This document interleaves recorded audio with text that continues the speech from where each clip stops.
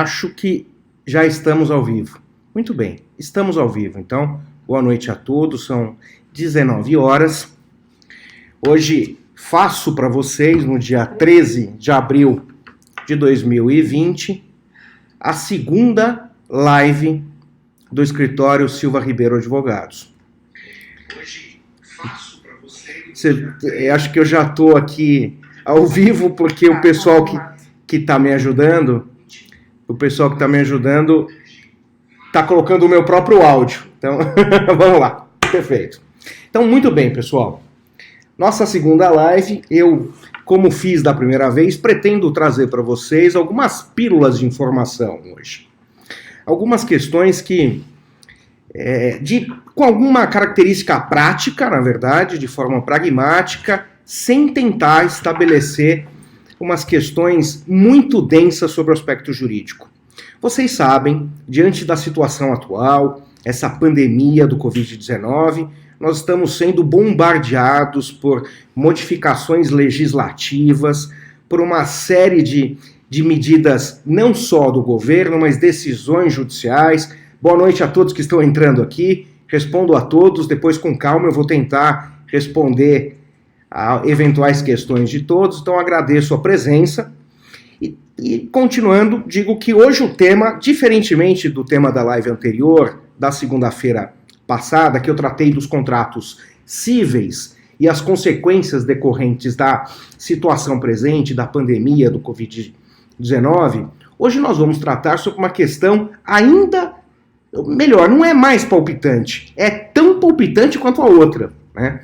Que são as questões trabalhistas. Aqueles que me conhecem sabem da minha predileção acadêmica, sabem que a área trabalhista não é das minhas mais queridas, mas eu tenho que reconhecer que nos últimos tempos ela tem ganhado uma importância enorme, até porque se dorme sobre a égide de um determinado regramento jurídico e se acorda sob outro, né?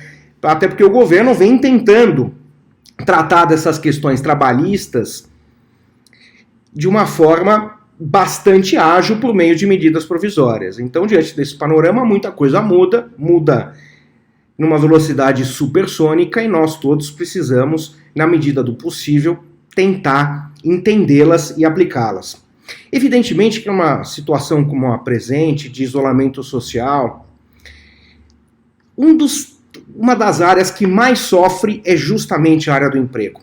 Com empresas fechadas, comércio fechado, empresas proibidas, por assim dizer, de funcionar, como manter o emprego dos funcionários? Com a diminuição de renda, também fica igualmente difícil manter a folha salarial e os encargos trabalhistas, que sabemos nós, são bastante pesados no Brasil. Nenhuma crítica, acho que os empregados merecem, obviamente, uma certa garantia. O fato é que, hoje, diante da situação presente, estamos todos com pouca renda e com dificuldade na manutenção dos empregos. Então, o que o governo andou fazendo de um tempo para cá?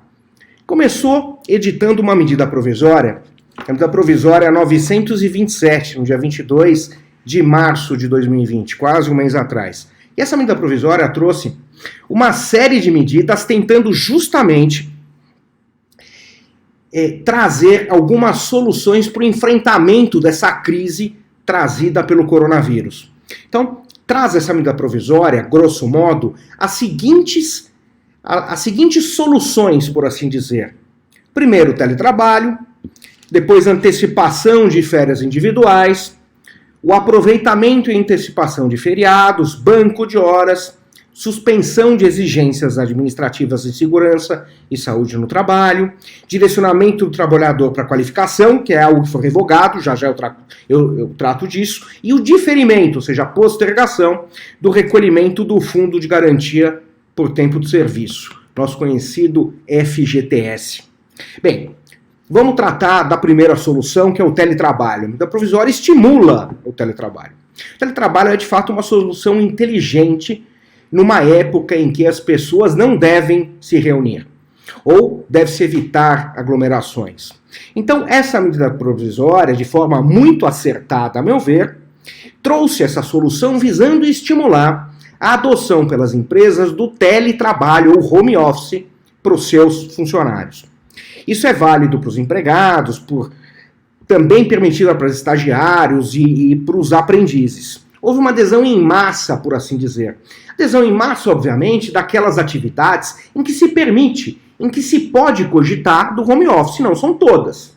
Imagine, por exemplo, alguém que trabalhe na produção, né, e esta fábrica continue funcionando. Por exemplo, nós temos um cliente que é responsável pela fabricação de produtos hospitalares, e a empresa, evidentemente, na atual conjuntura, tem trabalhado em diversos turnos para suprir uma demanda muito crescente. As pessoas trabalham na produção e, infelizmente, não podem fazer home office. Mas para aquelas em que seja possível essa solução, a medida provisória, de fato, traz essa possibilidade.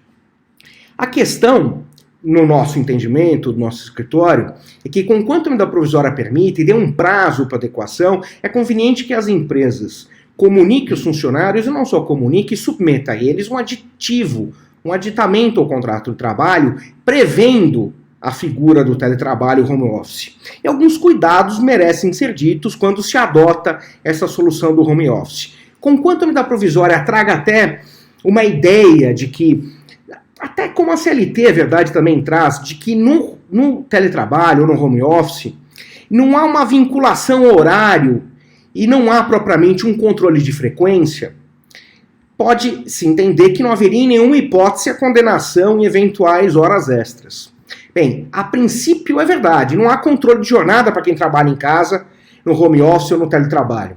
Agora, isso não quer dizer que o empregador não possa tomar alguns cuidados. Deve tomá-los. Que tipo de cuidado? Ele, se tiver algum sistema que permita login e logout, permitir o login e o logout durante o horário do expediente. Enfim, se receber e-mails ou se tiver qualquer tipo de indicativo que há, na verdade, ou melhor, que o funcionário está trabalhando fora do horário de trabalho, avisá-lo, diga, indivíduo, veja bem, trabalhe dentro do seu horário normal de jornada. Conquanto não haja aqui um controle de frequência, eu gostaria que você fizesse esse esforço, porque não faz sentido você trocar a noite pelo dia, trabalhar de madrugada ou ficar mandando e-mail. Não é produtivo. Então, o ideal é que a empresa se preocupe com isso e, tendo notícia de que o empregado tem trabalhado fora do horário normal, avisá-lo para que não o faça. De qualquer forma, em princípio, volto a dizer, não há controle de jornada para o home office, mas é importante que o empregador, tendo possibilidade, faça, meio que grosso modo, um certo controle, é o que nós aconselhamos. Além disso, além da questão do controle de jornada, me parece importante ler a CLT e perceber que foi recentemente editada, até não agora por conta da provisória, um pouco antes para tratar do teletrabalho, e traz algumas disposições que precisam ser observadas, mesmo em época atual, com bastante excepcionalidade. É o caso, por exemplo, do artigo 75E da CLT, que exige um termo de responsabilidade do empregado, a fim de evitar doenças e acidentes de trabalho. Isso deve ser anexo, sim, a esse aditivo ao contrato de trabalho que nós sugerimos. Além do mais, a empresa precisa dotar de meios para que o funcionário possa trabalhar de home office. Então, se ele não tem um laptop, precisa dotá-lo de laptop. Se não tem internet, conseguir, na verdade, esse tipo de estrutura. E quando assim o faz, o empregador deve sim fazer um outro anexo, esclarecendo que está entregando esses equipamentos sob a forma de comodato, empréstimo, portanto, e o empregado tem sim o dever de zelar e de bem utilizar esses equipamentos que foram disponibilizados pela empresa. Bem, nem todos, como eu disse, podem fazer home office. Para essa hipótese, a própria MP 927 pretendeu dar uma solução. Então ela previu a possibilidade de um empregador suspender o contrato de trabalho do empregado por 4 meses, colocando-o, na verdade, para participar de cursos, de programas de qualificação. Tem uma pergunta aqui da Natália Borato se o empregador pode cortar benefícios ou reduzir o salário do funcionário em home office. Não. Se for a mesma carga de trabalho, vamos lá, salário é o mesmo. Agora, eventuais benefícios, por exemplo, alguns não são devidos. Imagine, por exemplo, vale transporte, não faz sentido. Se a pessoa está trabalhando de casa, não se desloca até o trabalho, não vai receber o vale transporte. Então, voltando, a medida provisória, essa mesmo propôs uma solução, suspensão do contrato de trabalho por 4 meses para cursos de qualificação. Isto foi revogado, deu uma discussão enorme contra a possibilidade de fazer isso, acabou sendo revogado, portanto não vigora mais essa disposição originária desta medida provisória. Outras soluções trazidas pela MP 927 são as seguintes: antecipação de férias individuais. Ou seja, o empregado, isso é critério do empregador, sendo comunicado com 48 horas de antecedência, pode ter as férias antecipadas, ele já goza as férias, e o pagamento do terço constitucional das férias pode ser postergado, pode ser pago até lá o dia 20 de dezembro, na verdade. Então, além da possibilidade de se antecipar a critério do empregador as férias individuais, se posterga o pagamento desse terço constitucional, obviamente para aquelas empresas que não têm condição de pagar desde já. Tendo condição, o ideal é que se pague, né? Bem, a outra possibilidade também, que é a concessão de férias coletivas. Então, o empregador pode também, a seu critério, conceder férias coletivas, e aí ele deve notificar esse conjunto de empregados, também com a mesma antecedência mínima de 48 horas. A outra possibilidade, que é o aproveitamento e antecipação de feriados, também mesmo prazo de comunicação, prazo mínimo de 48 horas para isso. Outra solução, também bastante inteligente, é o estabelecimento de banco de horas os funcionários, e aí faz-se um controle desse banco de horas que pode ir em favor do empregado ou do empregador para compensação futura. E aí a própria medida provisória traz alguns critérios para essa compensação. Tá? Diz, por exemplo, aqui que, na verdade, isso deve ser estabelecido, esse banco de horas, pode ser por acordo coletivo ou acordo individual, mas isso precisa estar escrito, quero deixar claro, portanto merece ter um aditamento no contrato de trabalho individual desse empregado que submeterá ao banco de horas. E aí essa compensação pode ser feita até o prazo de 18 meses, contado da data de encerramento da calamidade pública. Aí tem um limite, ele não pode exceder a 10 horas diárias, ou seja, poderá compensar 2 horas a mais, além das 8 horas. Tem algumas regrinhas que devem ser observadas.